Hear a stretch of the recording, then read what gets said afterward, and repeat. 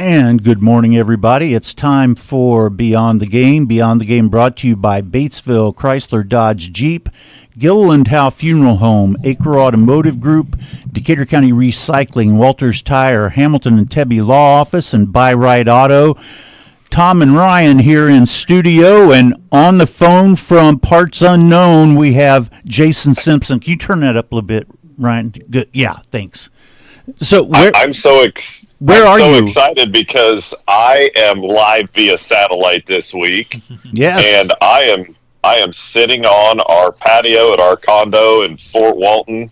We got up about 3:15 this morning to make it to the airport, Ooh. but it was wonderful though because we get to the airport and I felt like we were at Disney World because we get to the TSA security check and it says estimated time in line 25 minutes. My goodness gracious. But it went quick, and then our flight was almost 30 minutes fast because we had a tailwind, and it was so far, and I'm knocking on a lot of wood right now. So far, the trip is off to a phenomenal start. I've got a beautiful view of the Gulf and the white sand beaches here at Fort Walton. So you know what that means, Tom, with everything that's gone right so far in this beautiful scenery. You know what that means, right? That IU's going to beat Oregon today? Boom. You know me all too well. That is exactly what it means. Yeah. You know, the nice thing about it being fall break, the best thing about it, it means basketball season is that much closer. We are officially, 9 days away from the first practice. So Wow. I mean, it's so close you can almost wrap your arms around it. It's great. I can't wait. I'm looking forward to it as always. So I think, Ryan, this week you are the one who has the hot take for the Hot Take Hotel this week. So it's all yours. Alrighty. So this entire week, it has been kind of a back and forth on what I wanted to do, and I landed on one just a couple days ago when I saw the final result of a playoff game.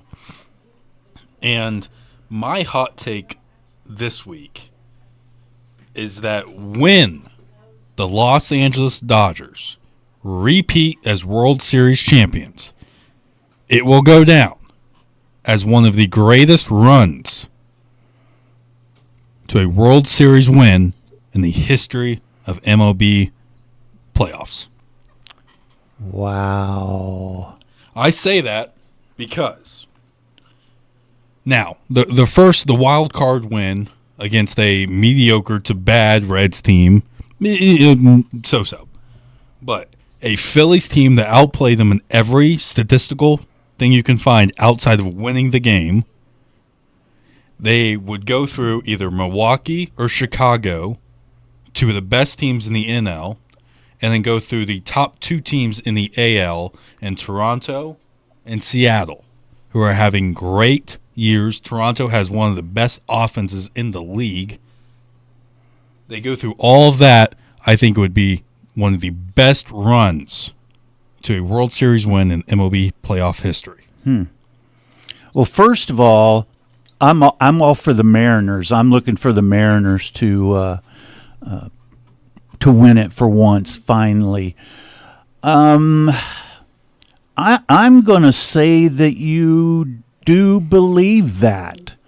I don't know why. I just kind of think that, that's where your mind is, and of course, being a Reds fan as you are, I think that you do believe that if the Dodgers win it, that it will be, at least in recent history, one of the biggest things that have happened in Major League Baseball. I think I'm going to go with Tom on this, and I do think that you believe it, but I think you're incredibly wrong, and it all starts, and this is no knock on the fact that you guys are Reds fans, because you just said it yourself. I think it automatically can't be put in the conversation because you start with a win over what you could call, at best, a mediocre Reds team this year. and then you beat the Phillies, who were probably outside of the Dodgers, the next favorites. And then you're going to beat either the Brewers or the Cubs. The Brewers had a phenomenal regular season, but even in spring training, what was everybody saying about the Brewers? We don't know if they're built for the postseason. Like, this is a team that's built to do well over 162 games, but how are they built to win, 3 out of 5 or 4 out of 7 or whatever it might be? And so, or you're going to beat the Cubs, who, I'm a Cubs fan, but they're a pretty good Cubs team, but they're not setting the world on fire by any stretch, because when you look at their pitching staff, it's been better in the playoffs, but it hadn't been great. And throughout the regular season, they went through spells where it felt like they were one of the worst pitching rotations in Major League Baseball. And then you'll go to the American League, and the Blue Jays are a nice story, and yeah, they beat the Yankees and everything, and the Mariners are a heck of a lot of fun. But, nobody set out at the beginning of this year. Like, nobody had any idea who Cal Raleigh was before this season started. Like, if they play either the Mariners or the Blue Jays, outside of Vlad Guerrero Jr., what's a name that any normal, like, I know Ryan follows baseball fairly closely, outside of somebody like you, what is the normal everyday sports fan going to know about any of these teams outside of the run that Cal Raleigh has been on all season? And then, people might know the name Vlad Guerrero Jr. So I think when you look at that, you're just putting a lot of ticks in the box as to why I don't think that this would be an argument in the conversation. But again, that's what makes it a hot take. If I'm with Tom, I don't think you believe it, but if you do believe it, this is definitely a true hot take. Well, I definitely don't believe this, because the fact that you start off with the Reds, who are probably what they were saying about the Pacers when they made the NBA Finals, one of the worst teams to ever make the MLB playoffs. Good Lord. Good job. You beat the Phillies. The Phillies were good. The Phillies were very good. The thing is I think the Dodgers run goes out in a couple days. The Brewers or the Cubs are going to beat the Dodgers. And it's not a spoiler. That's a prediction. So, but no, I do not believe this by any means. The first tick off the box to what Jason said, you faced a mediocre to horrible Reds team to start off. You got very lucky against the Phillies, who played better than you in every aspect of the game and just made a couple mistakes, and that's what ended up being the nail in the coffin. You were going to have to face either the Brewers or the Cubs, both of them are going to beat you, whoever gets there. But yeah, even if they beat the Brewers or the Cubs and they beat the Mariners or the Blue Jays, this would go down as probably this would be a horrible, I wouldn't say horrible, but I would say a mediocre run at best, just based off the fact that you played a horrible Reds team, you got lucky against the Philadelphia Phillies, and then who knows what's going to happen in the NLCS. But no, heck no, I do not believe this, and I'm glad that I don't. Yeah. I heard a stat, and I want to say, and you might be able to correct me on this, Ryan, isn't this the Dodgers' 8th NLCS in the last 10 years? I do believe so. I think they missed in 2019 and 2022. And 19, they lost to the Nationals, who ended up winning the World Series. And 2022, they lost to the Padres.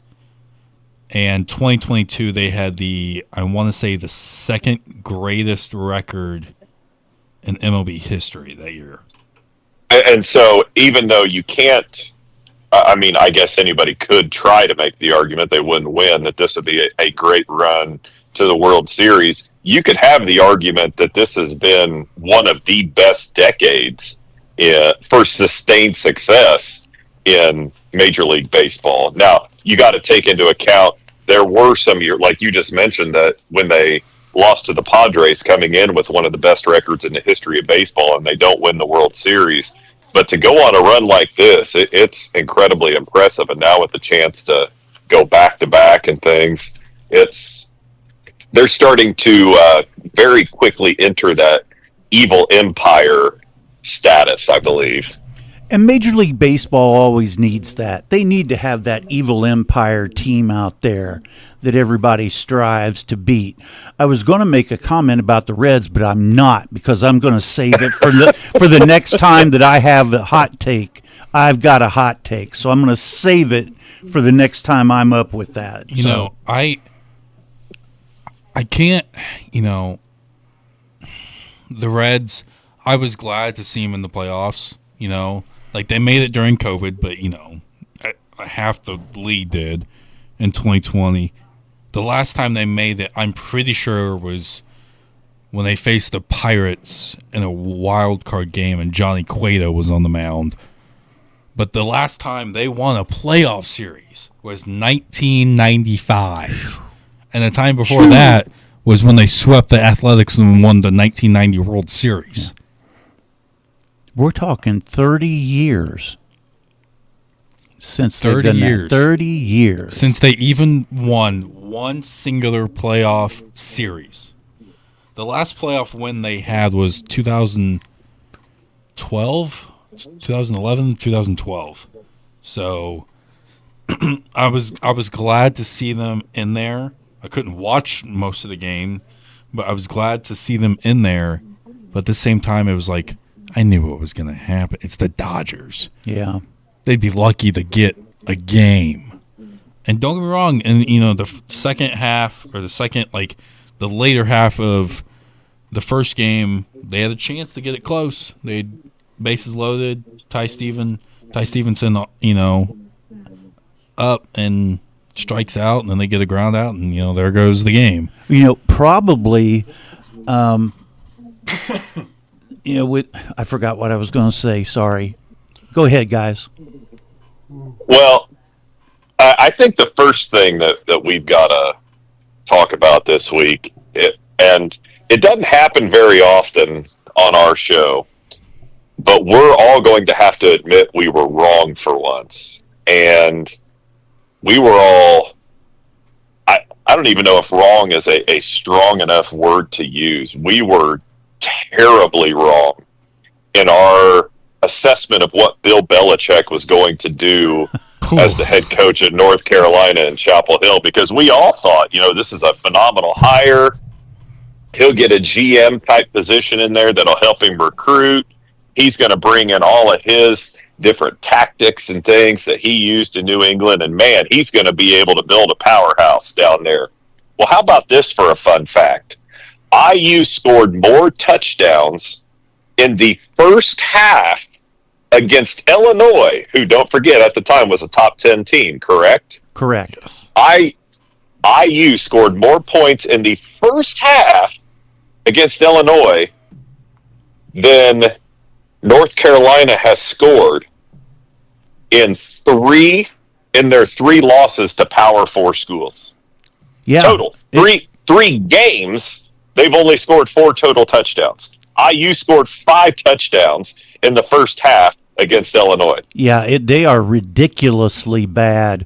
And on top of everything, I read yesterday that there are recruiting violations that are going to be coming up against North Carolina under Belichick. Yeah, so they've already suspended one of the assistant coaches for that. And explain to me how, in this day and age, with transfer portal, with NIL, with all of the different ways that you can get kids to your school, why do you feel like you have to cheat, number one? And number two, how in the world are you dumb enough to get caught? Yeah. And that makes no earthly sense to me. And, now it comes out, and, the university and the, what's Bubba's last name? Bubba, whatever, their AD. Regardless, when the school has to come out, the AD has to come out and deny. Where there's smoke, there's fire. Places don't just erroneously report these things because they don't want to lose access to the program and stuff. But when reports come out that there were talks had during this past bye week about an exit strategy to get Belichick out before the end of the year, and then he's got to come out with the obligatory, I'm committed to North Carolina, and then the school comes out, we're committed to Bill Belichick. It's just turned into an absolute clown show in Chapel Hill. Yeah, I think that's going to be one of his big regrets, is that he took that job. And, when you bring in over 40 transfers into your program, there's just so much that you have to deal with getting them integrated into, the system that he wants to play. You talk about getting a general manager. He hires Mike Lombardo, who was with him with the Patriots, but has no college experience. And if you're going to be a football GM in college football, you have to have somebody that knows college football. So, yeah, I just cannot believe how horribly bad they are. I think him and Jordan need to go get married and live happily ever after, and be done with it. They're so bad that Hulu even canceled their full-length season documentary on the team. They're that bad. Yeah. That bad. Well, and here's the thing, if they choose to be done with him, $30 million buyout to the staff and to him to get rid of him. Yeah, that's a nice little check. But I think North Carolina has an alumni base that if they want to do that, they can get him out of there. You're not wrong, but then again, it's like, this isn't basketball that's going south. And I know that football pays the bills and everything, but this is a lot like an IU situation before we had Coach Cignetti. Like, they would let, although I can't say this because they let Woodson stay around 1 year too long, but IU would let football coaches stay around an extra year or two just for lack of anything better to do. Whereas outside of Woodson, Archie gets fired. Crean, the first sign of trouble, gets fired. Places like that. I mean, Hubert Davis took him to the championship game his first season, and then the next year they're hovering around 500. They're ready to fire him down there. So, at schools like that, and let's say like a Kentucky, probably Kansas, schools that are historically basketball first schools, even though we are in, the football pays all the bills and writes all the checks. So there are still a few schools that, may hold on to a guy a little longer just to save money on the football side of things. Yeah, I think ideally you have to give the guy more than 1 year. To actually know. I mean, because 5 games into a season, you don't really know that he's been able to implement everything that he planned. If this is the best he's got, then he needs to go. But here's the scary part about that statement, Tom. It might be because, a lot of times you give coaches a grace period of a couple of years at least to get their guys in. He's got his guys. Yeah. 70 new players on the roster, 40 transfers, and 30 freshmen. So those are his guys. He has a full roster of quote unquote his guys. Yeah.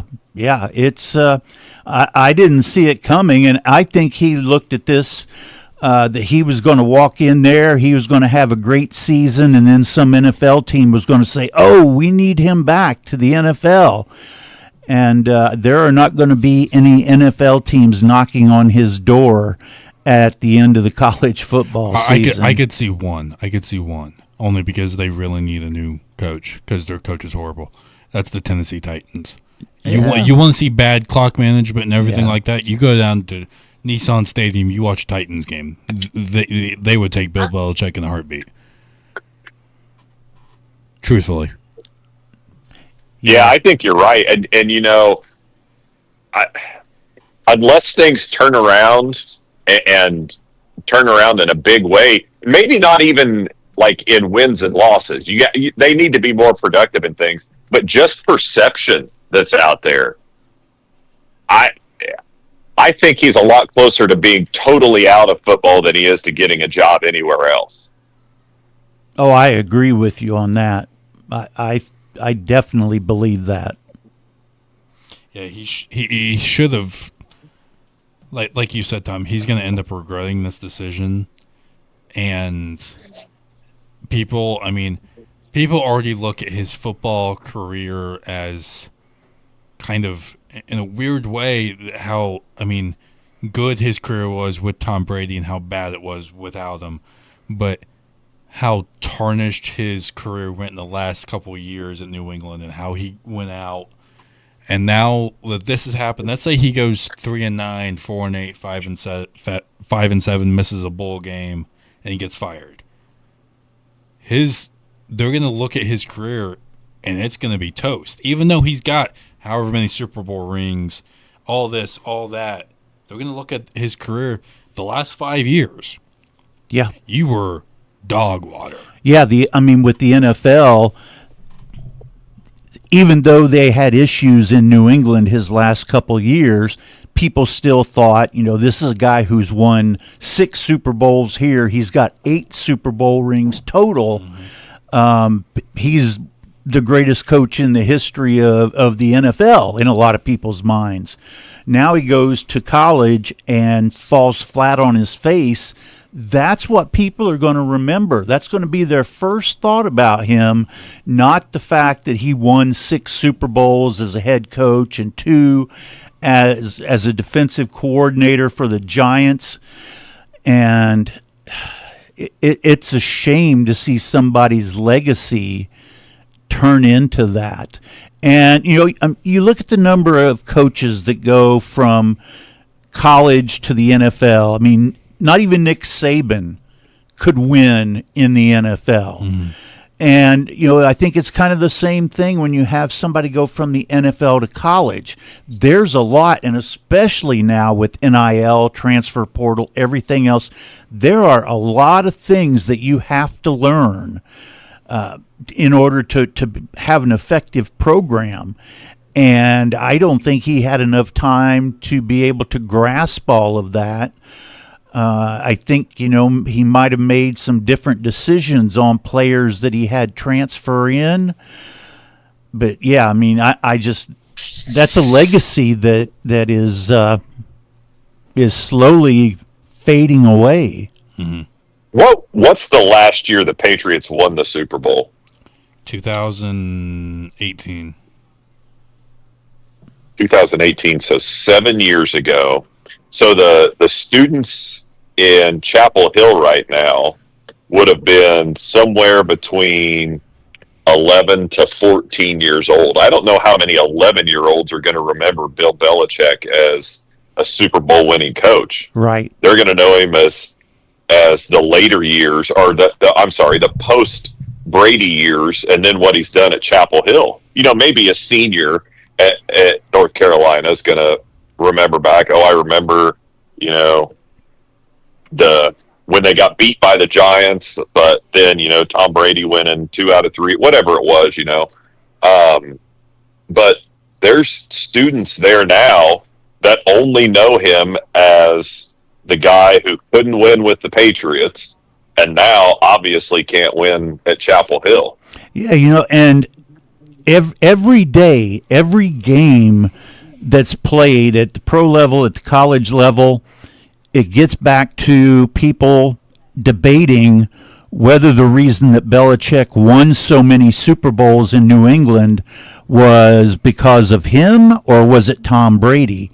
And I think from what we've seen since Brady retired or after he went to Tampa Bay and won another Super Bowl, that Tom Brady's the reason they won those 6 Super Bowls, not Bill Belichick.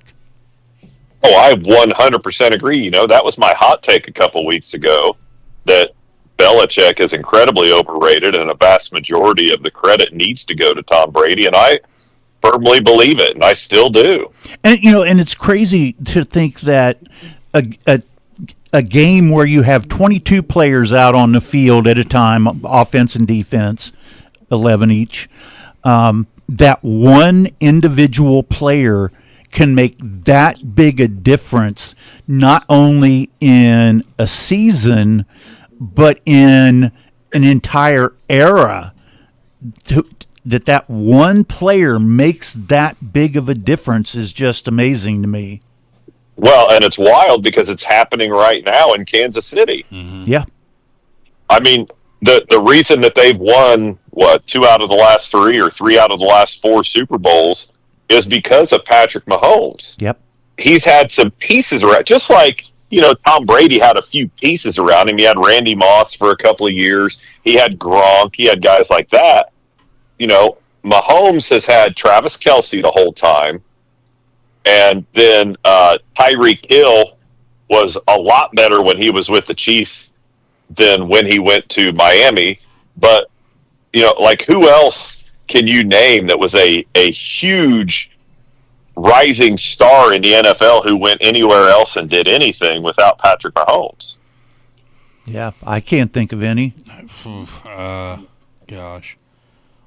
I can't think of any. Yeah, because Kareem Hunt, right? Didn't Kareem Hunt start at Kansas City? Yes, he did. And then he goes to, I believe he goes to Cleveland. Did you ever hear of Kareem Hunt again? Not until he came back to Kansas City. Right. That's right, yeah. And so it's, we're seeing kind of a repeat. And you can't blame the lack of wins this year on Patrick Mahomes. He's still playing at a Patrick Mahomes level. But kind of to Josh's point, they're not pulling out those one-score games this year. And so, I mean, in any sport, everybody involved plays some role in the outcome of a game. But so Mahomes isn't totally blameless, but you can't lay this at his feet, that's for sure. No. And and it's going to be interesting to see what people say in the years to come if Kansas City's not able to win another Super Bowl, what people's opinion is going to become over time about Patrick Mahomes. Because, I mean, right now, if he quit today, he would be a Hall of Fame quarterback. And he's going to be one. No doubt. He's going to be one anyway. But if he can't win another one, he's going to get knocked down a little bit in everybody's rankings of where he fits in among the greats. And, like you said, I mean, he did not have a lot of star players with him, even winning 3 out of 4 years in the Super Bowl, or 3 out of 5, I guess. But, it was 3 out of 4, and then they lost again last year. But his legacy changes if they're not able to do it again. And I mean, now they're going from winning all those one-score games to losing all the one-score games. And the crazy thing is, because we had the stat last week, for anybody that would change their view on his legacy is just outlandish. I mean, unless all of a sudden he ends up forgetting how to throw the football and turns into like Anthony Richardson or something and can't throw a simple, 5-yard out route and thinks that his team is the team in the opposite colored jerseys and throws it to them all the time. But I believe it was last week, I told you guys the stat that if the Chiefs get beat in regulation of the AFC title game or earlier, it will be the earliest that Patrick Mahomes has ever lost in his career in the playoffs. Yeah. Because he's only ever lost in overtime or in the Super Bowl. Yeah. Overtime of the AFC title game. Yep. It's crazy. So, so how somebody could try to diminish that legacy because the start of his career has been the most absurd start to a career maybe in the history of the NFL at the quarterback position. You know, and as a star quarterback in the NFL, he has signed team friendly contracts throughout. He's never argued about being the highest paid quarterback in the NFL. He's making a lot of money. He's making like $45 million a year, but the top quarterbacks are making 65 or 55 million a year, $60 million a year in the case of Lamar Jackson. So, he's done his part to help the team in getting more players around him. And I hear a lot of the talking heads, and they think that when Rashee Rice comes back from his suspension, that all of a sudden is going to turn things around for Kansas City. And I'm not sure that one player is going to make that big of a difference. And you don't want to give a guy like that more weapons, that's for sure, yeah. if you're the rest of the NFL. But, to your point, Tom, about his pay, it's just like when Michael Jordan was in the NBA. There isn't a soul alive that didn't think every single year at the start of the year that Michael Jordan should be the highest paid player in the NBA. You would get no argument from anybody that at the start of every season, Patrick Mahomes should be the highest paid player in the NFL. He's not, because like you said, he has taken very team-friendly deals, but who in the NFL deserves to be higher paid than him? Nobody I can think of. Yeah. When you look at production and things, and I don't think there's a close second. Now, I'm not saying he's necessarily like the most arm talented or things like that, but his whole package of everything that he does and the way that he affects winning and the way that he's won in Kansas City, there's no doubt that he is the best quarterback in the NFL right now. There's better throwers, there's better runners, there's guys that are better at certain things, but overall playing the position, he is the best player in the league. Absolutely. Absolutely. I agree. Well, go ahead. Do we need to take a break, Tom? Yeah, let's go ahead and take our break. Beyond the Game brought to you by Batesville Chrysler Dodge Jeep, Gilliland Howe Funeral Home, Acre Automotive Group, Decatur County Recycling, Walters Tire, Hamilton and Tebby Law Office, and Buy Right Auto. We'll be right back.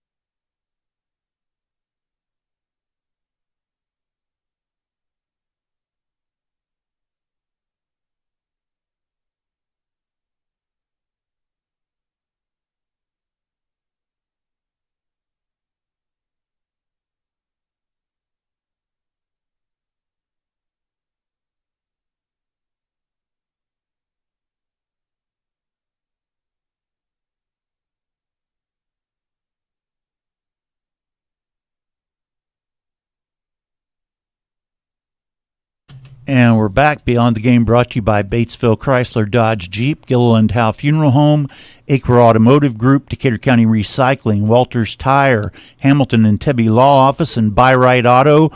Tom and Ryan holding things down here in the studio. Jason's enjoying the beautiful weather in Fort Walton Beach, Florida.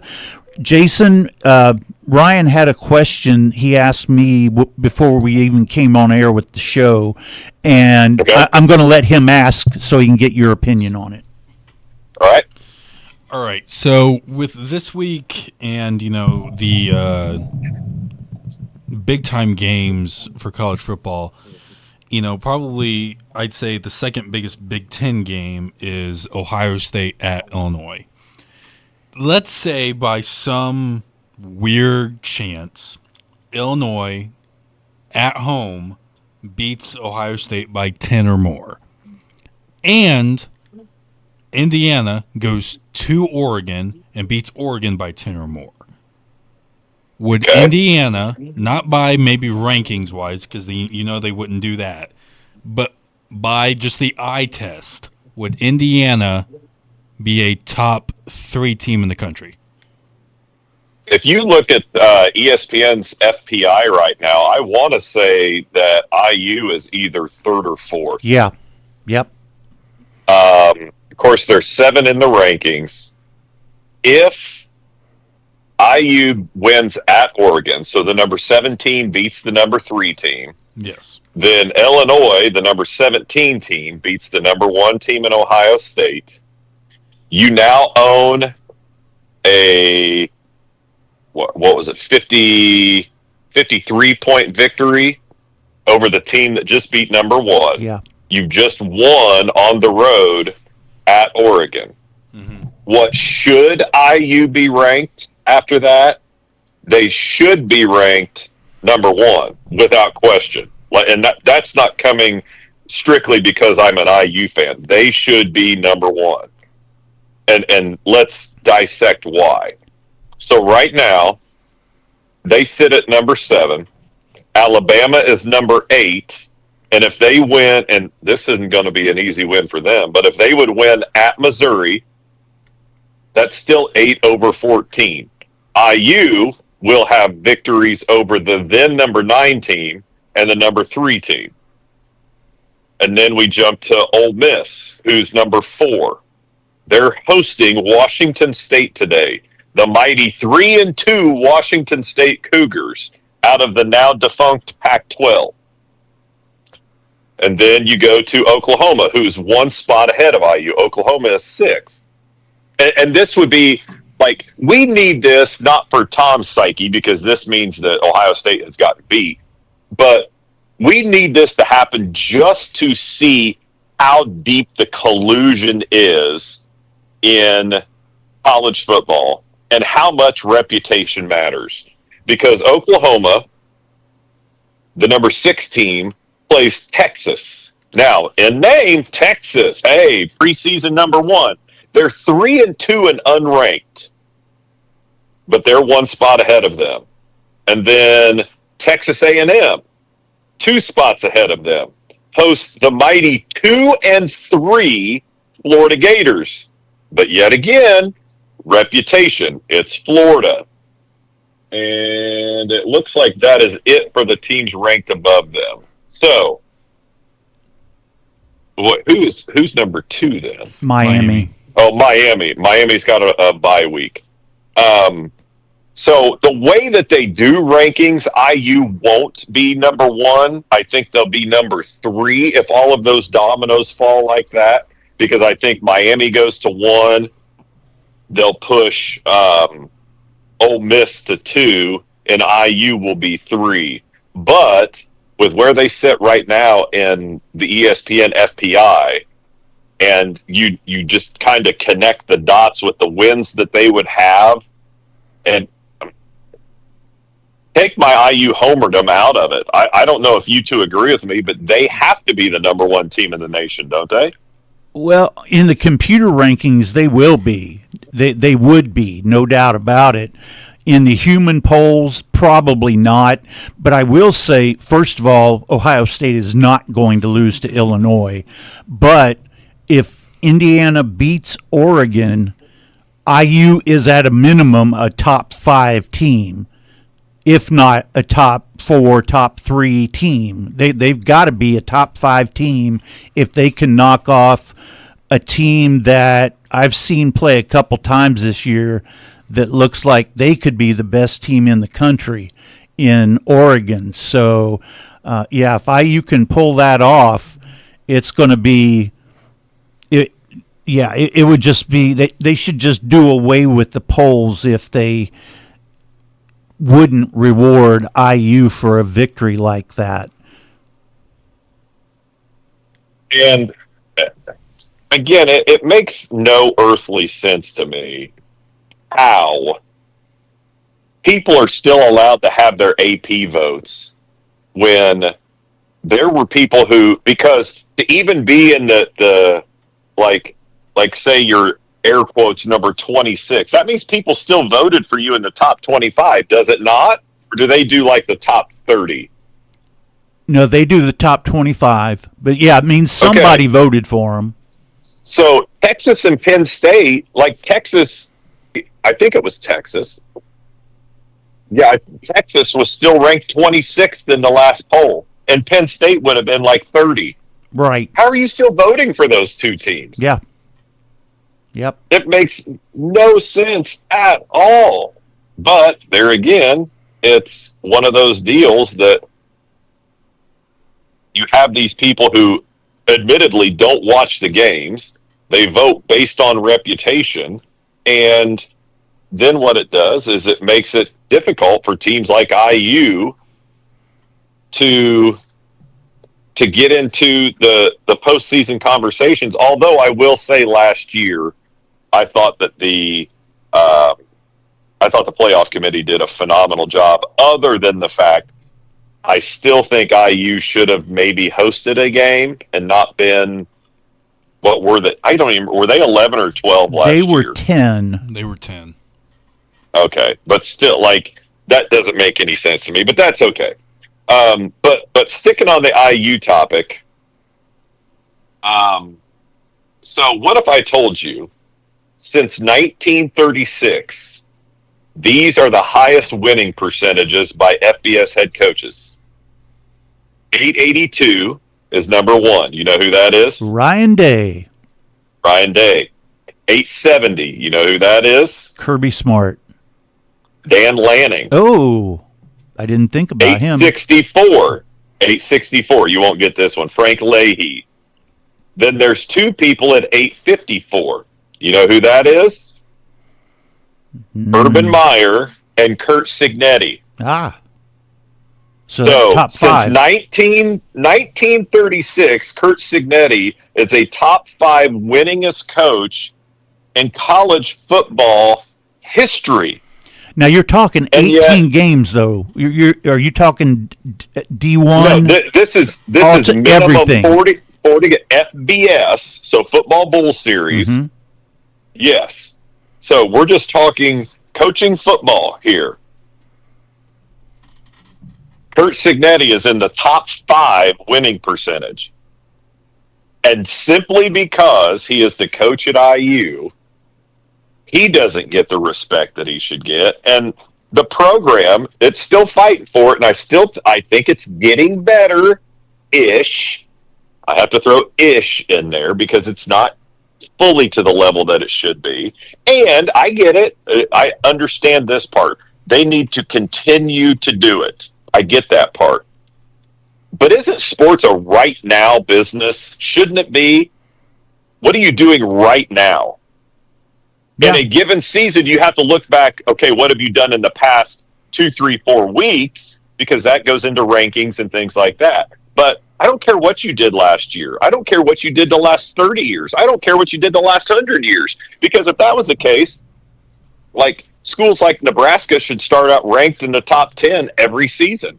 Florida State should never be ranked outside the top 10. Miami, Florida, teams like that who in the past have had big time success, and outside of Miami this year and Florida State on a blip here or there, Florida hadn't been very good in quite a few years.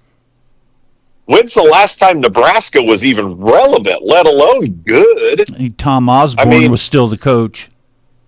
So 1986? Yeah. I mean, but there again, it's reputation.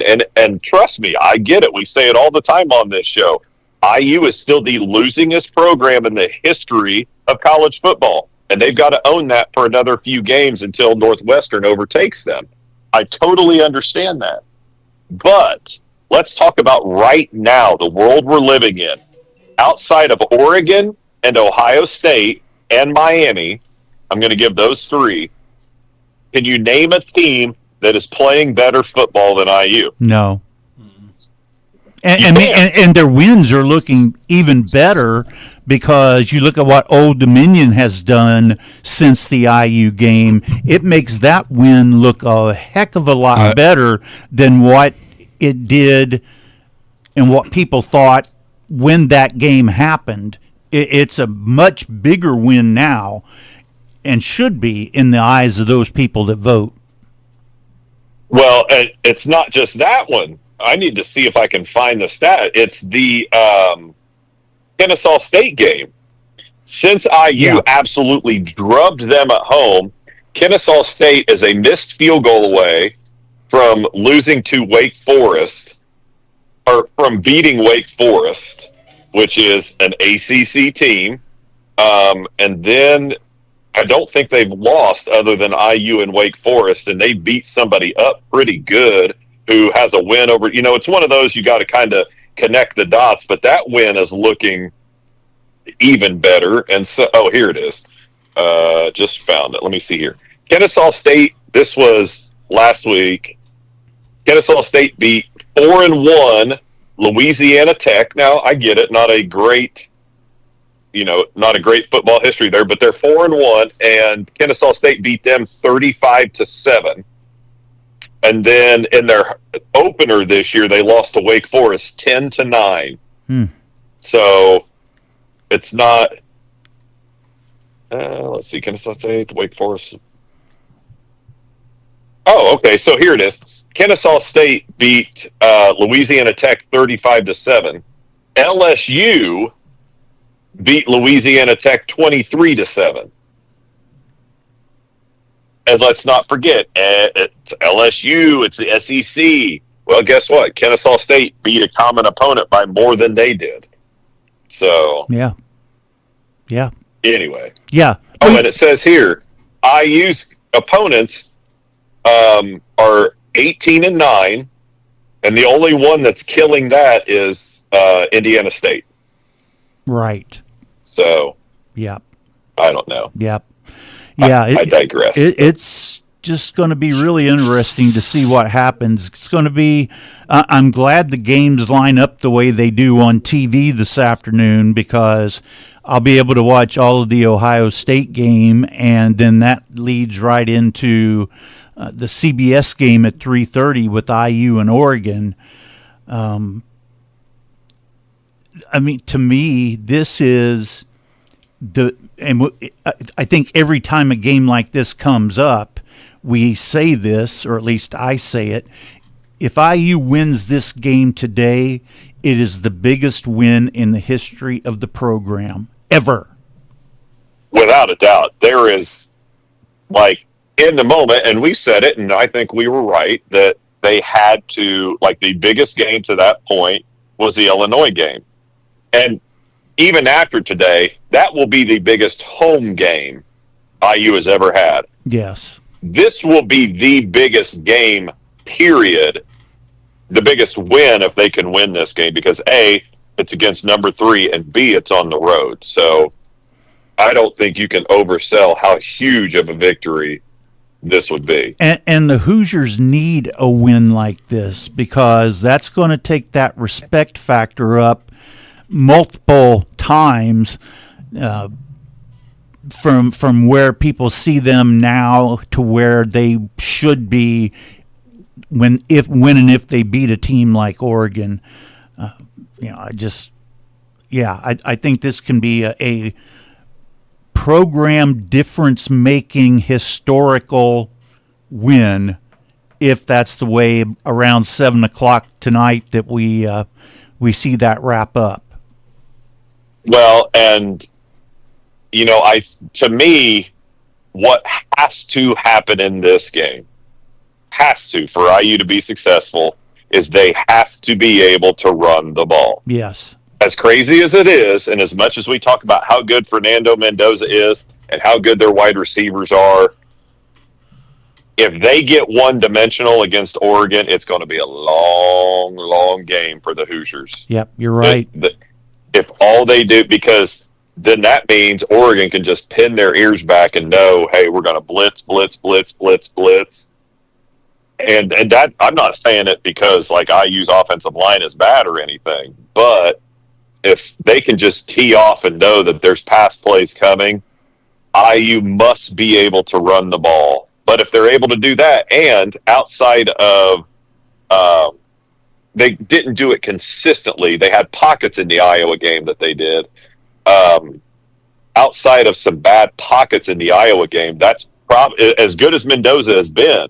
Their rushing attack has probably been the best aspect of their offense. And so they've got to be sure that, A, they don't go away from it too early if they get stopped a couple of times, but B, they've got to make sure they are able to execute in running situations. Yeah. Yep. I agree. And I mean, like I said, I've seen Oregon play a couple times this year, and man, they look really, really good. And the thing is, it's not just from the aspect of making sure that you're not allowing their pass rush to just be able to tee off on you. But, I mean, you also have to be concerned with keeping Oregon's offense off the field. I mean, you don't want Dante Moore out there being able to sling it around all night and things of that nature. So no, because that's only going to mean bad things happening. Yeah, it's going to be important to kind of keep that in check as well.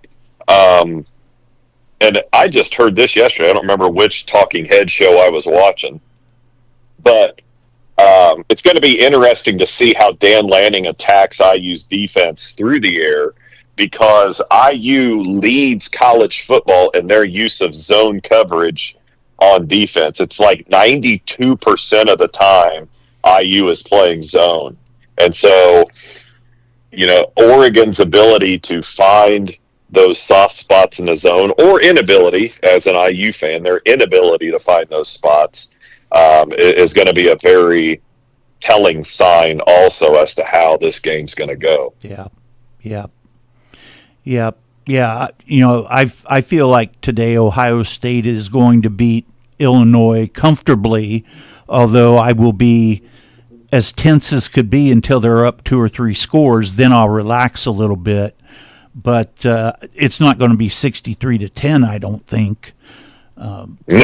First of all, I'm not sure Illinois can score 10 points on Ohio State's defense. But I think that it'll be comfortable. But again, if IU is able to knock off Oregon, I think it takes them to a whole new stratosphere for IU football. And, I'm waiting for when people will say that it's time to build on to Memorial Stadium, or it's time to build a new stadium. And maybe if the Big Ten goes in on that $2 billion of capital investment and giving up 10% of the league, if that might be something that IU would consider, is building a larger stadium or making Memorial Stadium bigger than what it is. Yeah, it definitely could. Well, Tom, I'm actually glad you brought that up. We'll come back for the second hour, and I want you to kind of tell us, because I asked you about it last night because I didn't know how it worked, but I want you to educate us on this news coming out that the Big Ten is very close to a deal with a private equity firm, and what that could mean for the future of the schools in the conference and the conference itself. Okay. All right, Beyond the Game brought to you by Batesville Chrysler Dodge Jeep, Gilliland Howe Funeral Home, Acre Automotive Group, Decatur County Recycling, Walters Tire, Hamilton and Tebby Law Office, and Buy Right Auto. We'll be right back.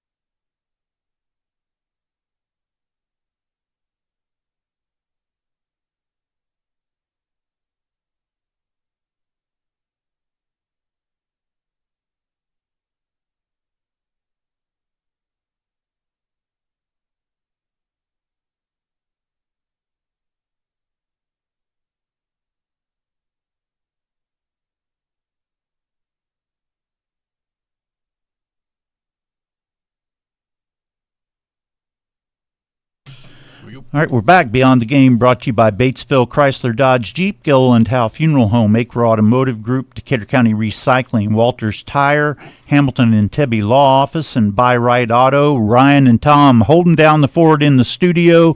Josh is either on a private jet flying to Houston, or he's on the ground, or he's flying back.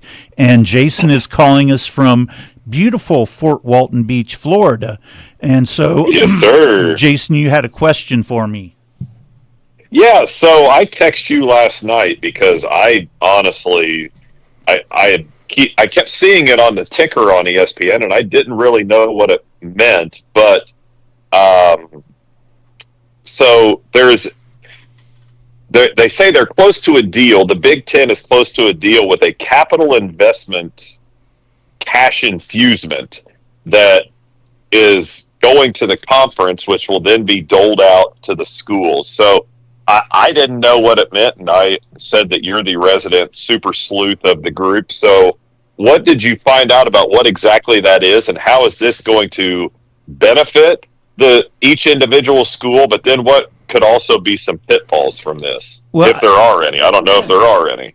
I got an update from what I put last night, and it's actually not a private equity firm that's looking to invest. It's UC Investments, which is the University of California's pension fund. They're in talks to invest $2.4 billion for a 10% stake in a new subsidiary, which would be called Big Ten Enterprises. And that would mean, if they took that money, at least $100 million per school.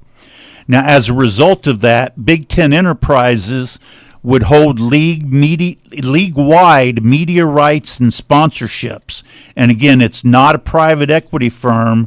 They're talking about voting on it Monday or Tuesday of next week. And it's over a 20-year period, which part of accepting this, the league grant of rights, everybody would have to agree to extending that out to 2046. Now, part of the problem you run into is, if you do this, you risk the tax exempt status of the colleges by accepting that. So that's a big deal. And there's nothing that's been finalized or rejected, but as far as things stand, all the things as far as investor, the size, the amount, the structure, the likely vote window have been reported. Let me go back to, here we go. Here's the bottom line. This is from ChatGPT. If private equity investment becomes entrenched in the Big Ten, it could represent a significant structural shift in how major college sports are financed and governed. The conference would evolve from being mostly a collective agreement among universities into part academic enterprise, part commercial IP business, because, this pension fund is going to invest $2.4 billion. They're going to expect a significant return on that investment. In the best case scenario, the infusion of capital helps stabilize finances, upgrade competitiveness across the conference, and open new revenue channels while preserving the academic mission and ensuring broad participation in intercollegiate athletics. In the worst case, investor pressures could distort priorities, exacerbate inequality, reduce institutional control, and trigger controversy over commercialization of what many view as the public good. Now, and part of this that I think is going to be a problem among the Big Ten presidents, there are schools that have already come out, Big Ten schools, that have said, we really, if you look at TV ratings, everything else, there are schools that deserve a bigger share of that money than everybody else. So they're all going to have to agree that, if it's going to be an even split, if it's going to be based on whatever, you get more money. It's, you got a lot of higher financial pressure because they're going to have those targets, Big Ten Enterprises with the private equity, or not private equity, but the pension fund.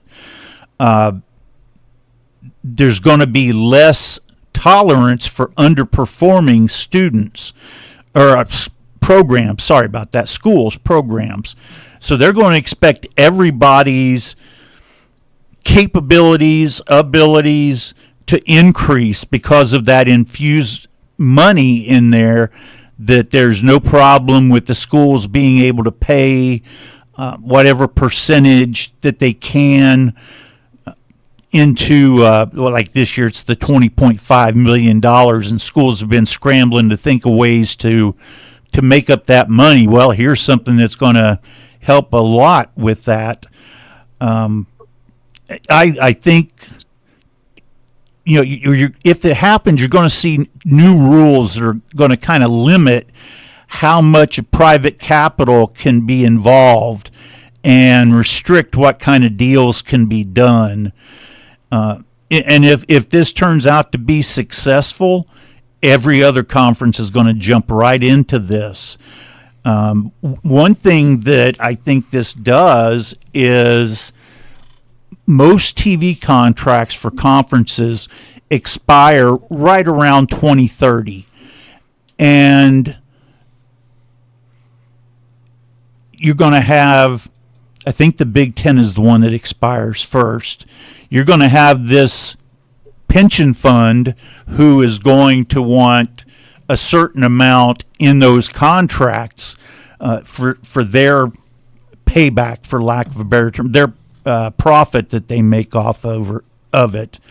Some of the other things that can happen, it could push into other opportunities like direct-to-fan subscriptions, international licensing, which we don't really think about in college football, AI-driven content, dynamic pricing, which a lot of schools are already doing that.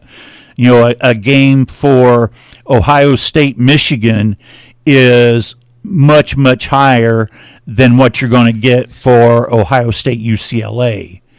You're going to have a whole different pricing range, but you're going to see more of that, and look at a lot more of non-traditional types of sponsorships. But there's going to be a lot less tolerance for units that underperform. So, I mean, it sounds good when you just say, well, we're going to get a $2.4 billion investment in the conference, but that money is going to go back, is going to get paid back over the course of that 20-year term with interest. So this is stepping into really dangerous territory, in my opinion. And I know this is uncharted waters, but you say there's going to be an intolerance for underachieving. Does that mean that Big Ten enterprises can step in, like say, let's say Penn State with James Franklin, he can't win the big game. Can this private or the Big Ten enterprises step in and say, okay, he's not cutting the mustard, we want him fired? Like, are they going to have say like that? I think they can have input. It wouldn't be the final decision because, again, they're only 10% of the what would then be Big Ten enterprises. So, yeah, I think they would have some input to that. Doesn't necessarily mean that the schools would go with that. But, yeah, I mean, it's just as I look through everything, there's just so much different stuff that can happen that sounds really good, but a lot that just seems really, really dangerous. So at the very beginning, did you say they run the risk of, or they will definitely lose their tax-exempt status? No, they could. There's a U.S. senator that has told all of the Big Ten presidents, you need to be very careful on what you decide to do with this. Let's say, I had the name here, Senator Maria Cantwell. I don't know where she's from, but she sent a letter yesterday to Big Ten presidents warning of risks to university missions and tax status if they proceed. Another part of this is any money that would be invested through this pension fund also has to go under Title IX. So you have to make sure that part of that $2.4 billion, whatever percent it would work out to, would have to go into women's sports. So it's not just a matter of they would be investing solely in Big Ten football. It would be all sports so that they could comply with Title IX. So that's just like the profit sharing right now that they've got. Yeah, like the $20 million or whatever. Right. Yeah, because part of it has to go to women's sports. So it would be the same thing there. And, I'm sure there are a lot of schools. I mean, I've seen some pretty nice softball stadiums in the Big Ten, but I'm sure there are some that would need improvement. It would help fund more scholarships. under the House agreement, Big Ten schools for football can go from 85 up to 105 scholarship players. And Ohio State has said that they're going to pay to go up to 95, and then they're going to have increases in other sports around the university. But with an investment like that, you could see Ohio State using that to fund those extra 10 scholarships, because ultimately you're going to be restricted to a 105 player roster. You're not going to have all the walk-ons like you do now. So it is just it's scary to me that they're really thinking about doing this. And it all started with the Big 12, because they were talking about they were going to sell the name of the league or the conference. They were going to call it the All-State Big 12 Conference. And they get sponsorships for naming everything nowadays. I don't know that that's a big deal, is it? Because all that is literally a donation so that they can put their name on it, isn't it? I mean, I get it. They're buying the rights to do that, but you're just giving them money to put your name on things. Yeah, I mean, maybe in this case for me, it's being old fashioned that I don't want it to be the Tom's Oil and Lube Big Ten Conference. But, if Tom's Oil and Lube is willing to donate or invest $2.4 billion in the conference, it might be the Tom's Oil and Lube Big Ten Conference. Yeah, I don't want that either. But to me, it's, what's the bank that just got naming rights at Memorial Stadium? I can't remember. Citizens Bank I don't remember. But all they do is they give the university cash. They don't get 10% ownership and things of that nature like this, like the private equity could do, or I'm sorry, what'd you say it was? The California Universities Pension Fund. Trust Fund. Yeah. Pension Fund. I love the idea that you're going to give this money to the schools on the surface, like you said. Like, all you heard was, hey, each school gets $100 million plus. Awesome. I love it. But let's follow all of those strings that are attached to it and see where they all end up, because there is no such thing as a free handout ever. No. And this to me sounds like it would be way too slippery of a slope to come back from. And this is me speaking from a totally uneducated standpoint on this topic. But what it sounds like to me is what Mitch Daniels did when he was still governor and sold the toll roads up in northern Indiana.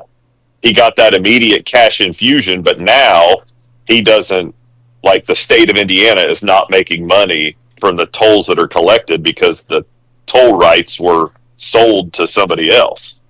Right. Exactly. And this pension fund, they're taking into account that the next contract for media rights for the Big Ten is going to go up a significant amount, which I'm sure it will.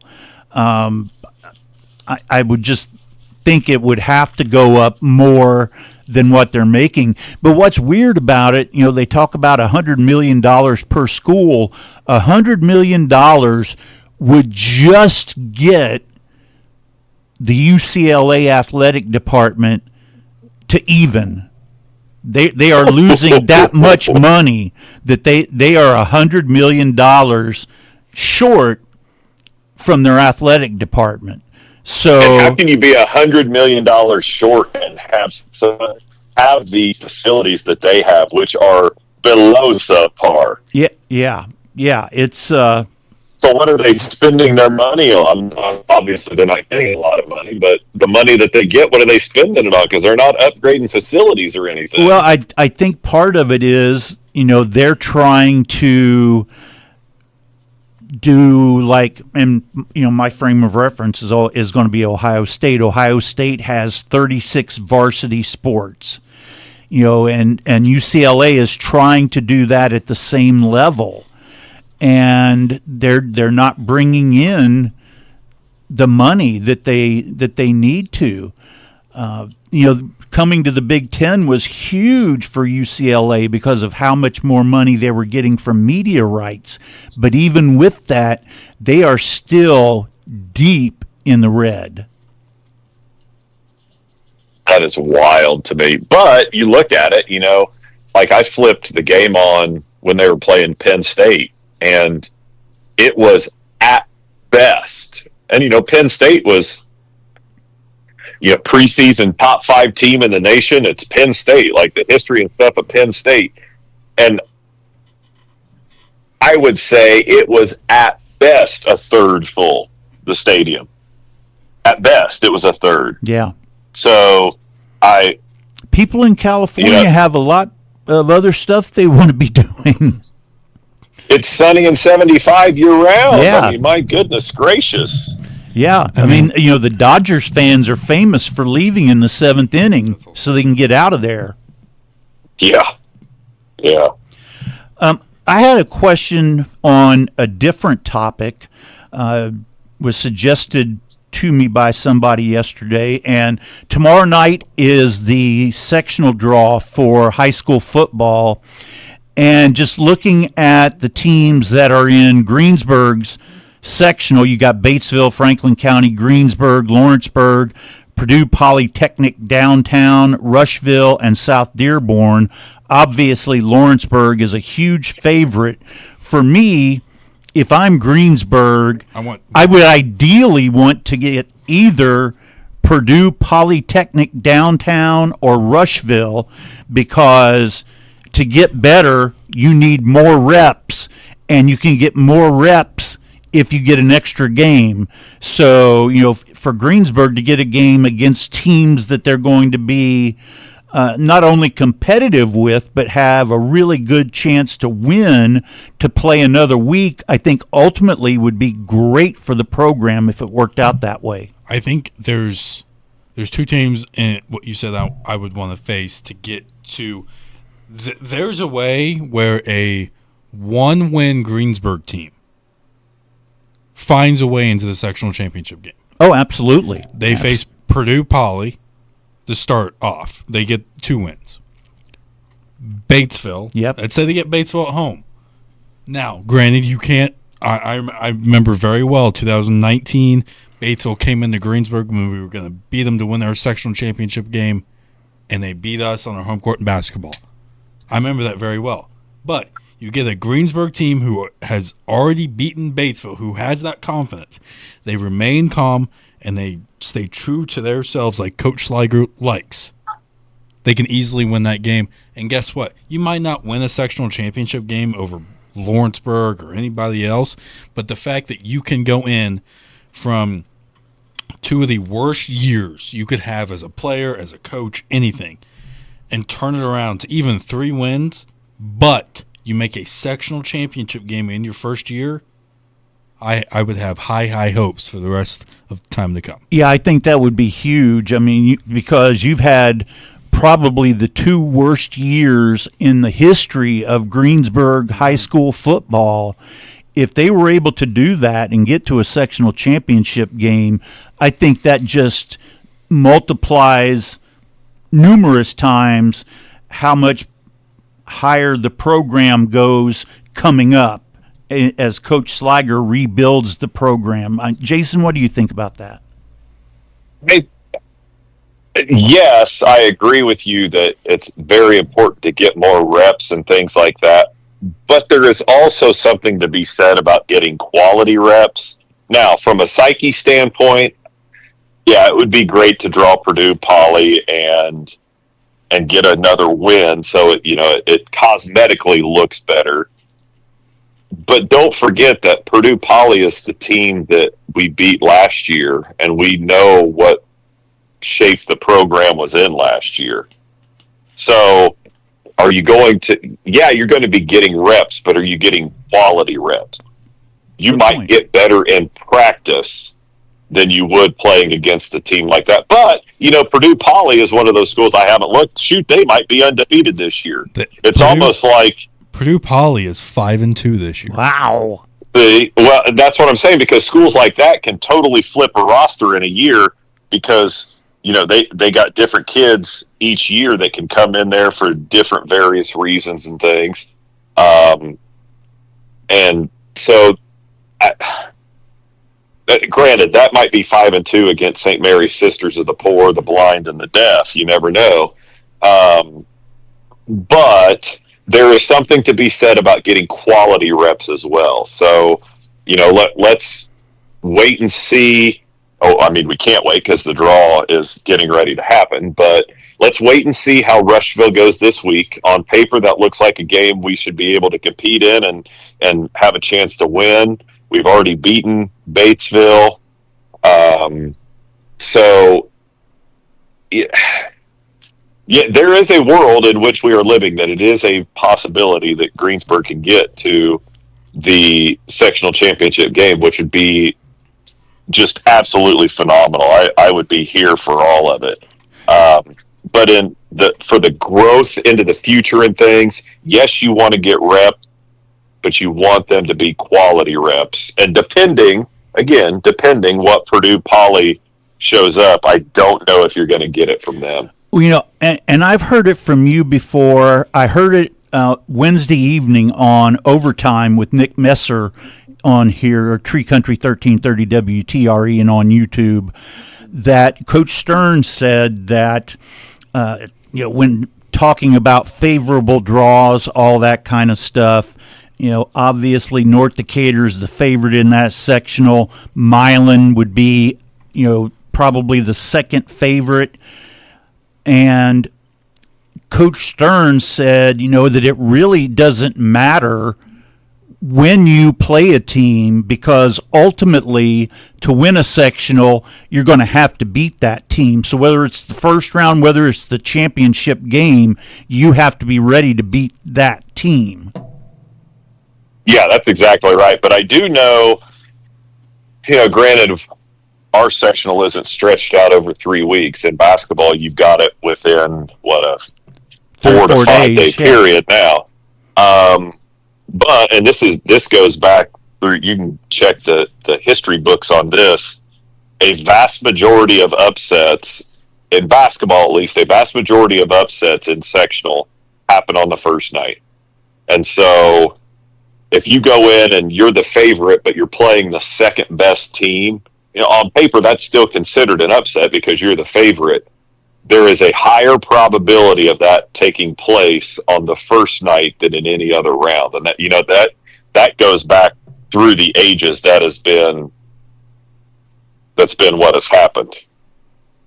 Yeah, agreed. Hey, want to take a quick break? We'll come back and do picks. Yep. Beyond the Game. Let's do it. Beyond the Game brought to you by Batesville Chrysler Dodge Jeep, Gilliland Howe Funeral Home, Acre Automotive Group, Decatur County Recycling, Walters Tire, Hamilton and Tebby Law Office, and Buy Right Auto. We'll be right back.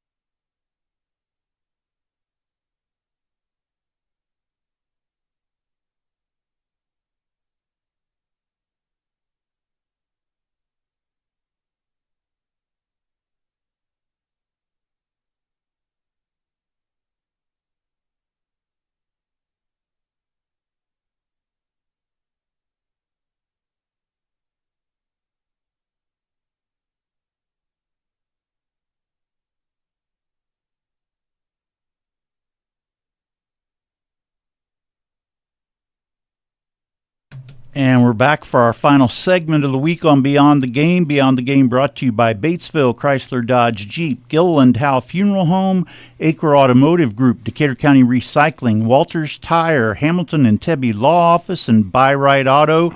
Tom and Ryan in studio, Jason lounging in Florida. It is time for the picks. It is time for picks. All righty. Last week, decent week for all of us, I'd say. It didn't start out well for me. Oh, my. I tell you what, those college games, I don't know if we got to start doing research like 2 weeks in advance, but we cannot get these college games going. No. None of us can. The only reason that that me and Jason are even getting like good records at the end of the week is these NFL games. That's the only reason.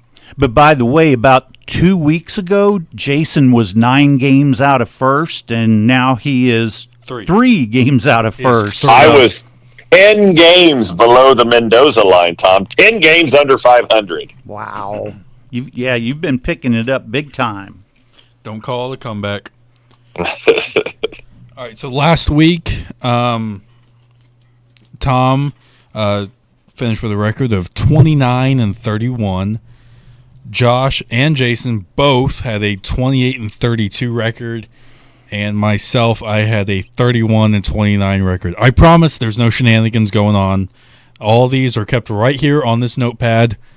And you send us a picture of them after the picks are in. Right here on this very notepad, and I send the pick. I don't change any of them as they go along. That would be against likely story.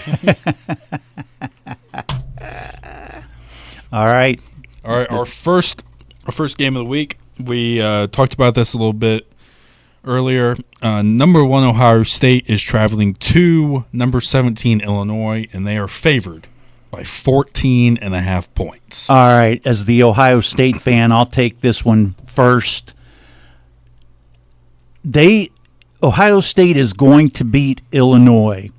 It is not going to be 63-10, but Illinois' biggest weakness is their defensive secondary. They have injuries. They have inexperience. Julian Sayin has been throwing the ball beautifully, and he's throwing it to guys like Max Clare, the transfer tight end from Purdue, Carnell Tate, who's going to be a number 1 pick, and what's that other guy's name? Oh, Best. I'm wearing his jersey, Jeremiah Smith.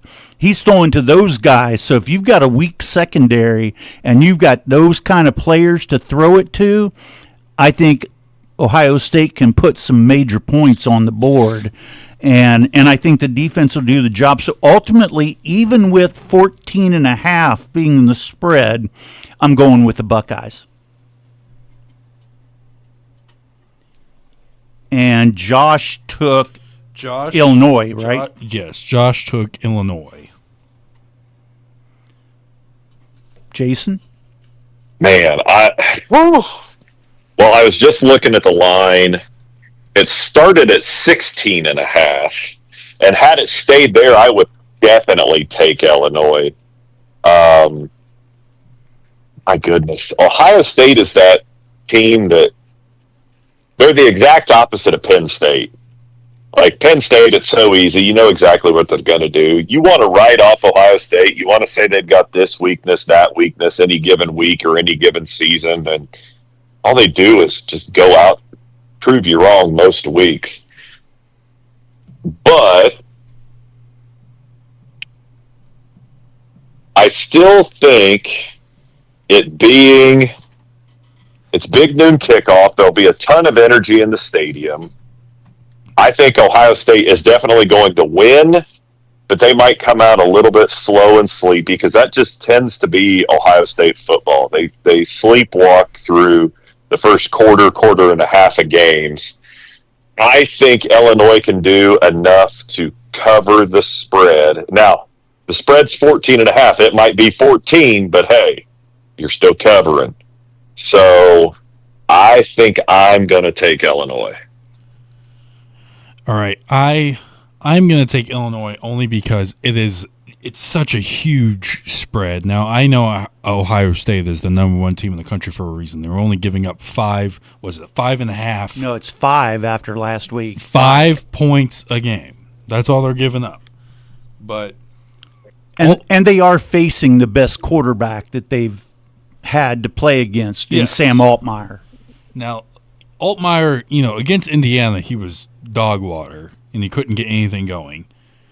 But Altmaier has these weeks. He had it against Duke. The first half, he was shaky, and then that second half, he went off. He's got these weeks where in random halves, he's unstoppable. I'm not going to pick him outright because there's no good reason for that. They're not going to beat Ohio State. But I think they're going to keep it close enough. They're going to cover the spread. I'd say they lose by 10. Our second game, probably the outside of Indiana and Oregon. This is probably the biggest game of the weekend. So, number 8, Alabama, is traveling to number 14, Missouri. And Alabama is favored by 2.5.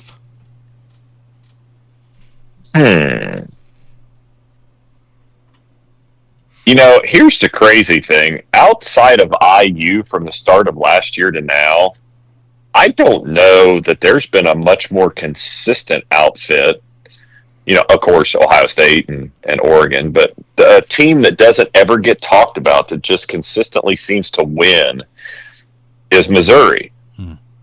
But we were pretty quick to pile on poor old Alabama, and now they look like, after that Georgia win, they look like they really figured something out. To me, this is one of those games you get to Missouri, that crowd is going to be absolutely on fire. Is Man. that the 7:30 game tonight? No, this is 3:30. This is a noon game. Game. This is noon. Yay. And you said the line's 2.5? 2.5. Man, I'm looking at this write-up about it. In all 5 games that Missouri has played against Alabama since they've joined the SEC, Alabama's won by double figures. You're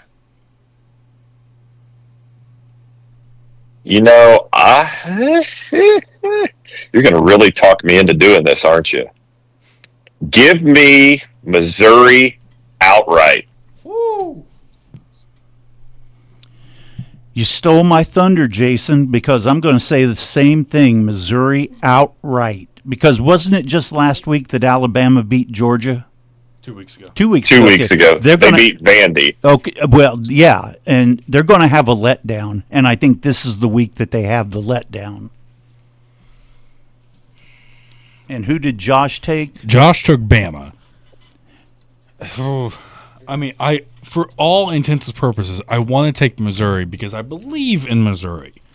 Last couple of years with Brady Cook, they were so close, and then they would have those games where they couldn't even get competitive. This is a game that's going to happen for them. I don't want to say it's going to be a blowout or by a million or anything like that. But when Alabama and Missouri play, bad things happen for Missouri. This is going to be a beatdown on so many levels, especially if Kalen DeBoer is wearing that black sweatshirt.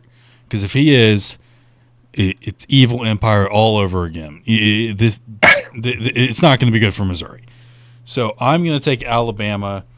I'm not going to say by a million because I want the point, but I'm going to take Alabama by a big margin. Our next game, I hate the way they schedule these games. I really do.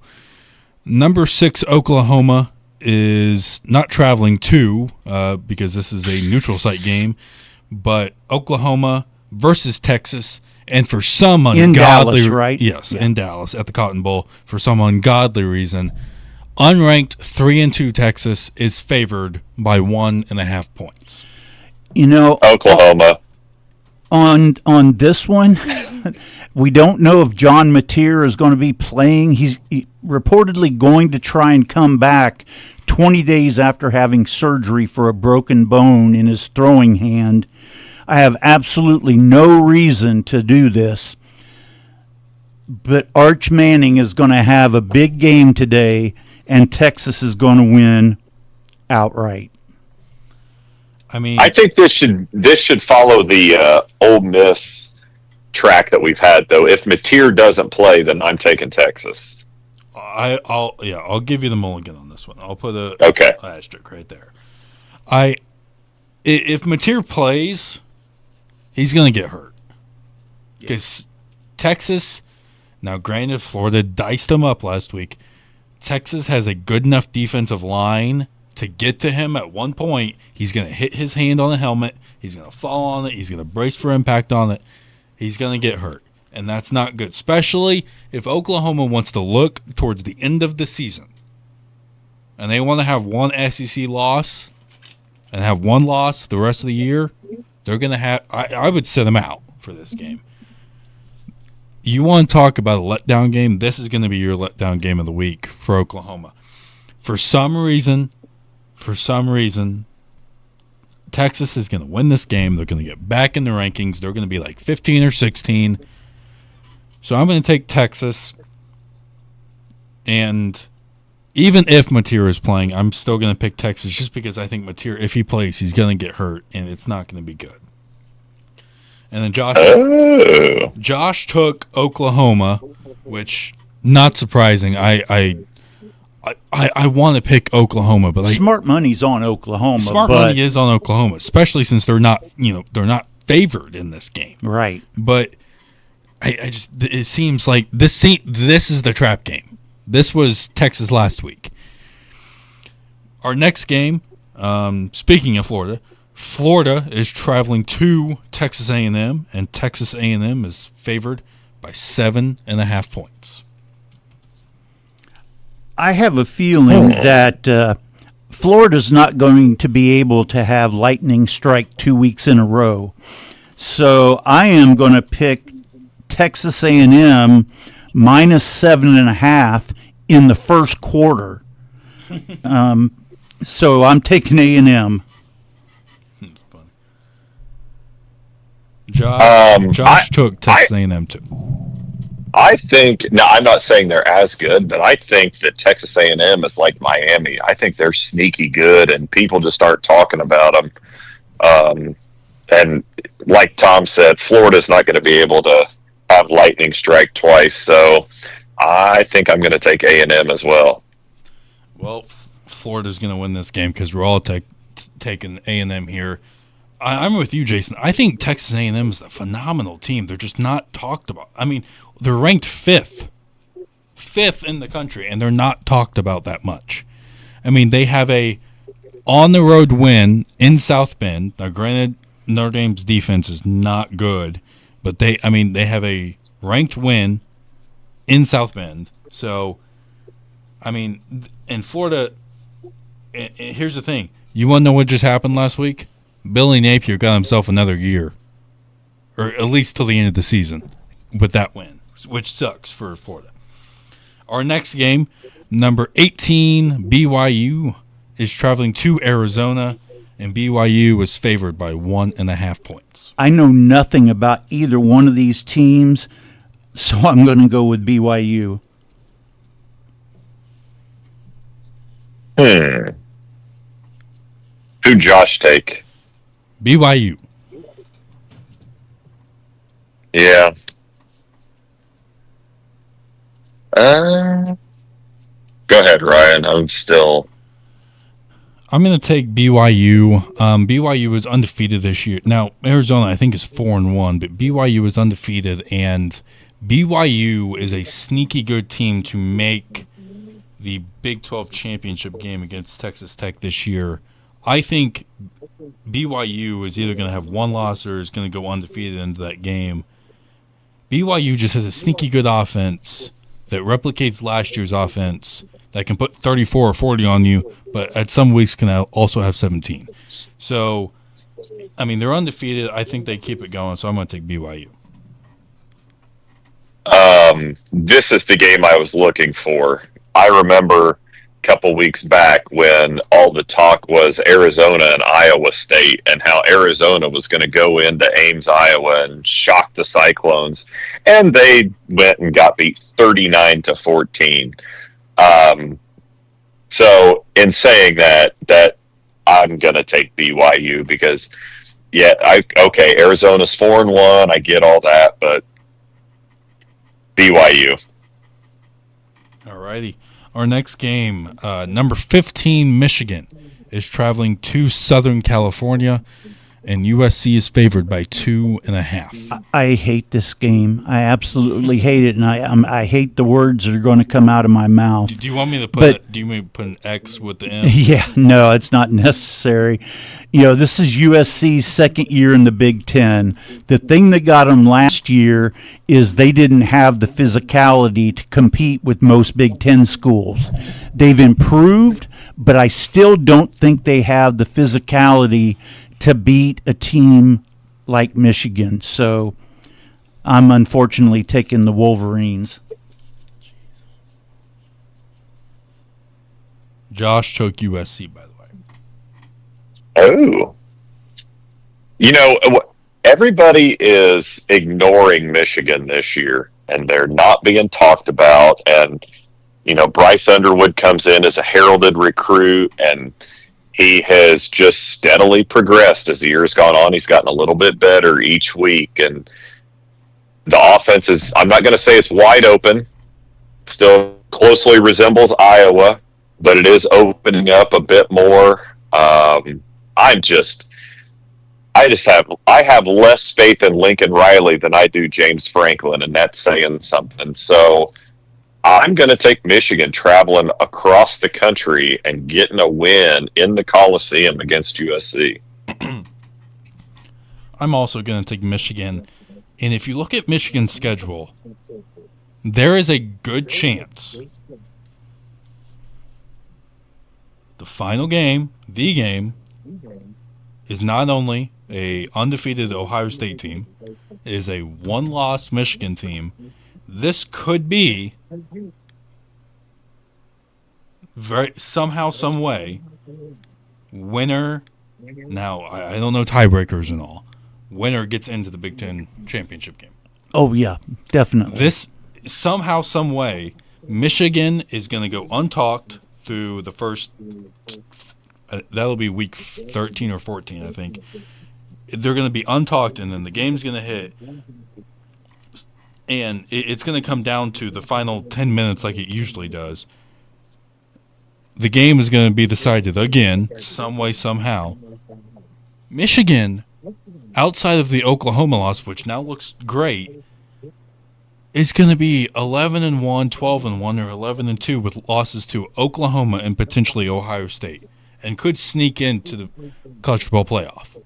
I'm just saying. We're going to skip over our tiebreak and come back to it. So our first NFL game, the Arizona Cardinals are traveling to Indianapolis, and the Colts are favored by 6.5. How crazy is it that the Colts should be 5-0? Should be. Had it not been for Mitchell celebrating before he was in the end zone, they would have won that game. They'd be 5-0. They would be 5-0. Would be the best team in the NFL. And Danny Dimes, my goodness, what he's doing.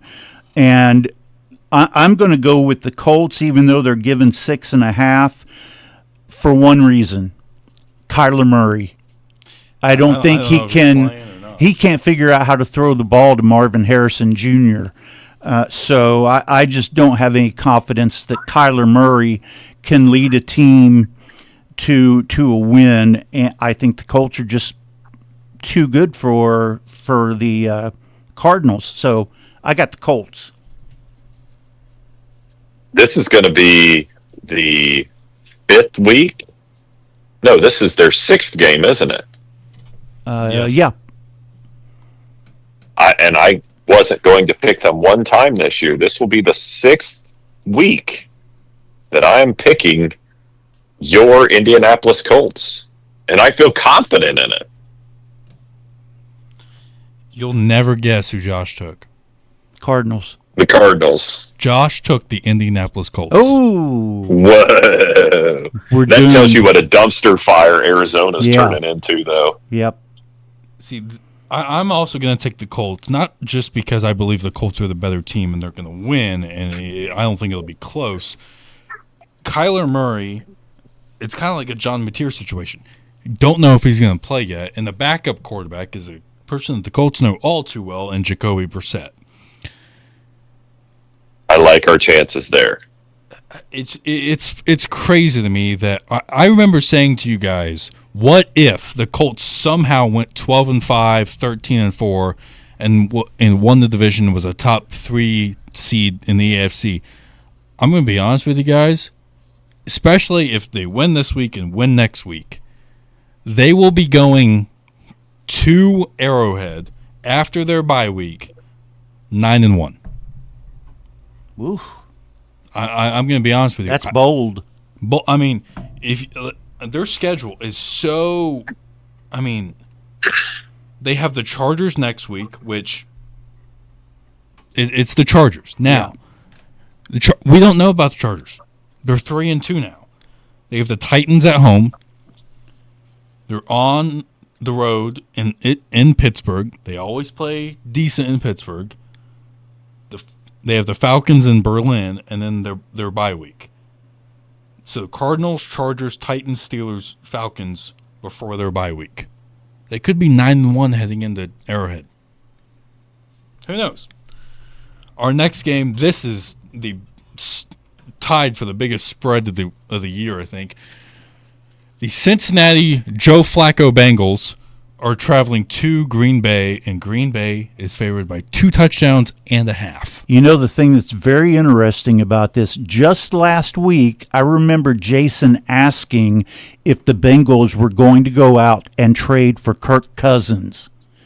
Well, they made a trade for a quarterback, They got the and it's 40-year-old statue Joe Flacco with the worst offensive line in the league.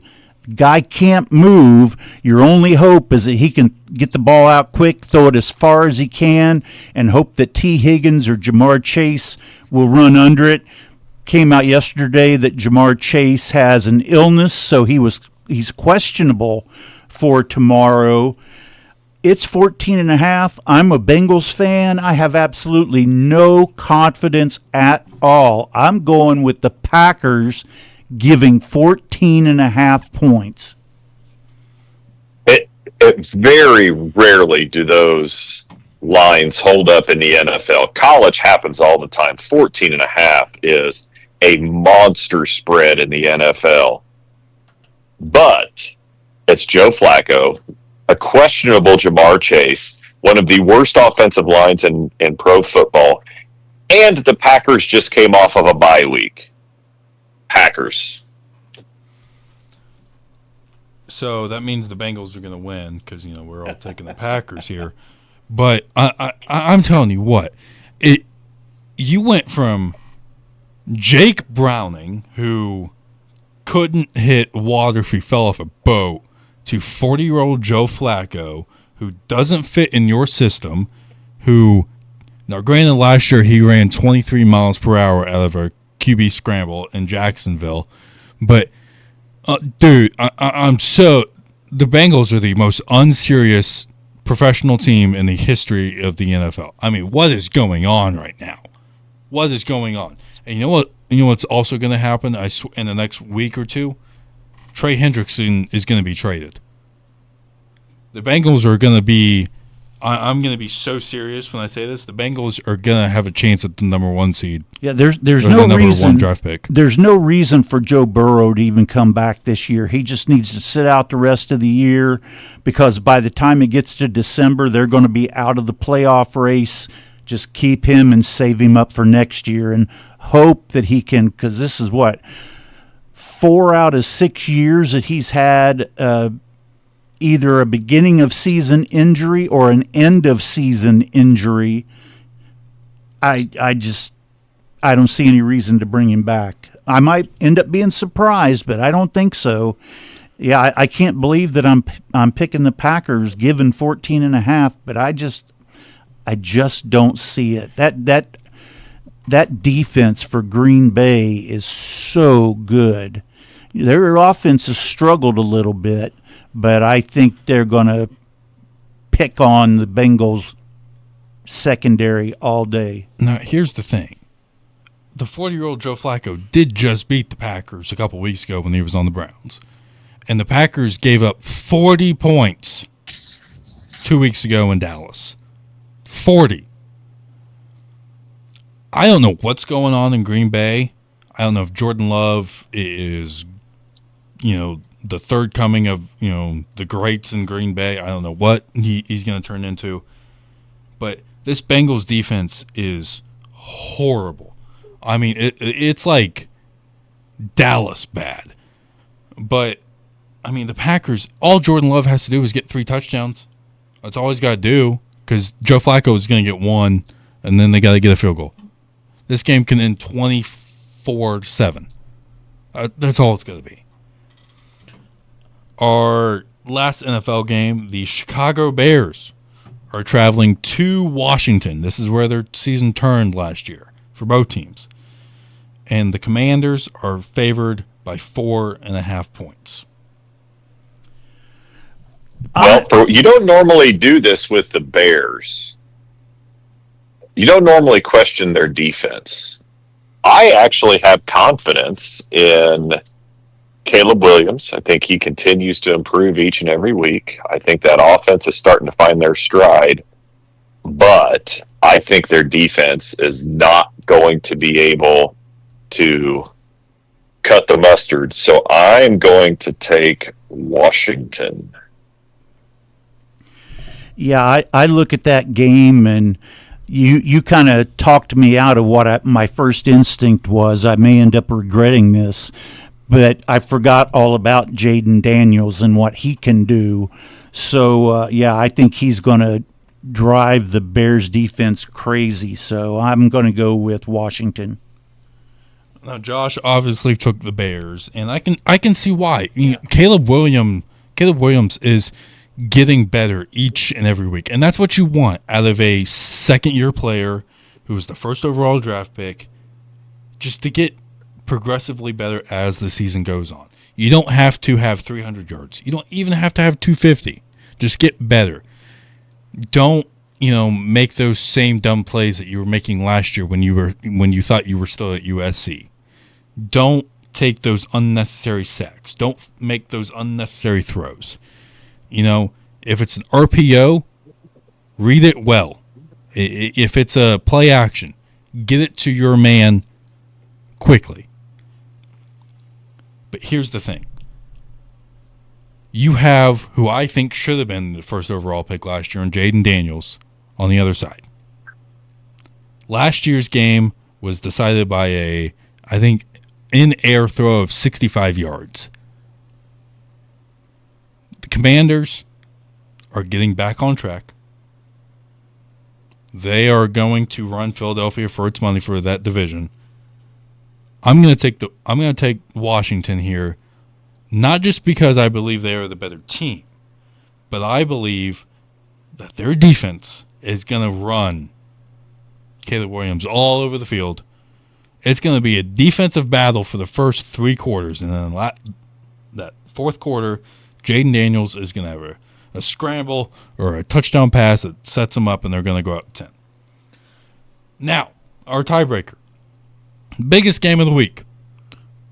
Number 7, Indiana, is traveling to number 3, Oregon, and Oregon is favored by 7.5 points, and the over-under is 53.5. I'll go ahead. We'll let Jason go last, being the huge IU fan. I have thought about this a lot since I saw these games last night. I want to be wrong on this because I really want to see IU win.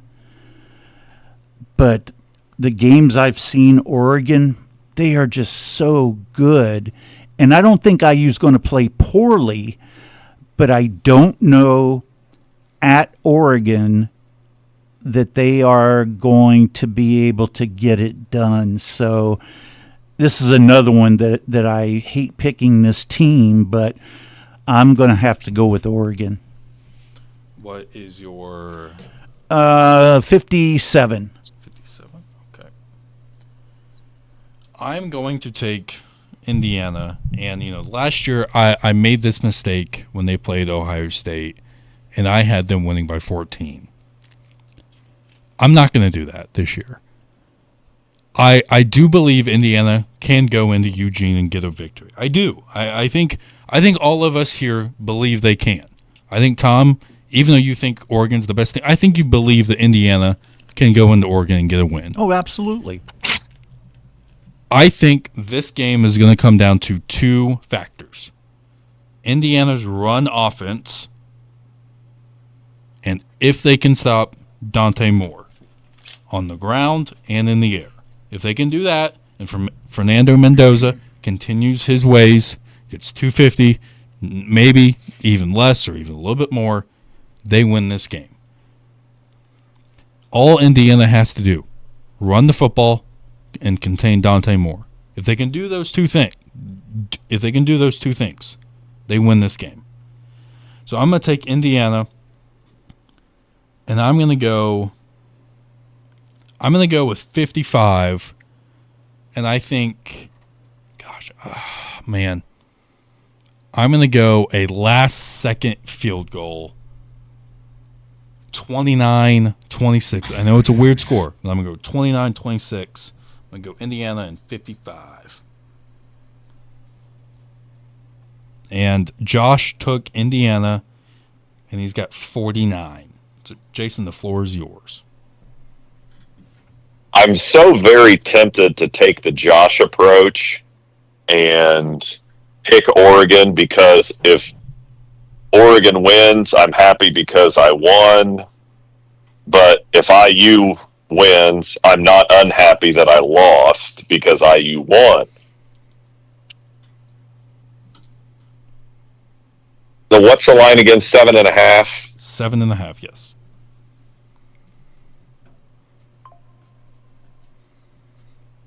You know what? To heck with it. Going with my heart, the Hoosiers, 54 all day. Set it up. No, you know what? Hold on. That's to carry the one. 62. I like it. 62.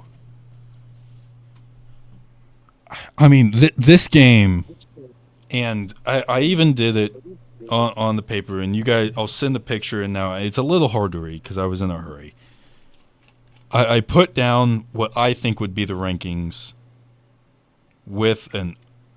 even with an Ohio State loss and an Ohio State win, and plus an IU win at Oregon with both.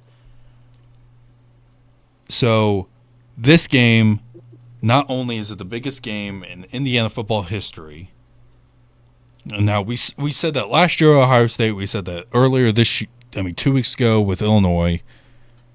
But this game, this game is so big for so many reasons. College football implications, Big Ten implications. And not only people are going to realize, oh yeah, Indiana's for real. Even if they lose this game by 1, they're going to realize Indiana is a for real football team. They're not just this, Cinderella team who made the college football playoff last year at 11-1 or anything like that. This team is for real.